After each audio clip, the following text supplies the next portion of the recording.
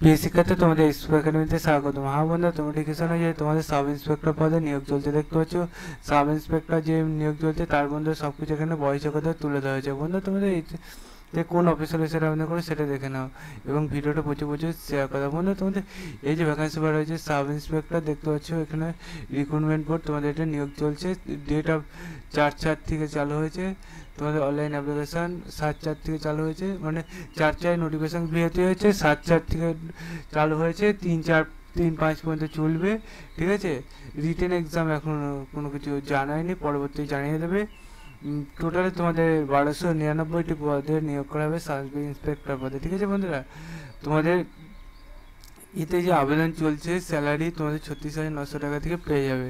তোমাদের education qualification করে দিয়েছে যে শিডিউল তোমাদের ব্যাচেলার ডিগ্রি তোমাদের যে কোনো ইউনিভার্সিটিতে করে থাকতে হবে। ঠিক আছে, গভর্নমেন্ট রেট এখানে তুলে ধরেছে। বন্ধুরা, তোমাদের এখানে যে তুলে হয়েছে সব কিছু এখানে ডিটেলসে বলে দিয়েছে, দেখে পড়ে বুঝে তোমরা আবেদনটি করে নেবে। ঠিক আছে বন্ধুরা, তোমাদের এজ রিলেকশন 20 ইয়ারের মধ্যে থেকে তোমাদের বয়স হতে হবে 30 ইয়ার, এবং যারা যেমন বয়সে ছাড় পাও তারা তেমন ছাড় পেয়ে যাচ্ছ। দেখতে পাচ্ছ বন্ধুরা, তোমাদের এক্স সার্ভিসম্যান এর পাশাপাশি অন্য পোস্টে তোমাদের ছাড় দিয়ে দিয়েছে।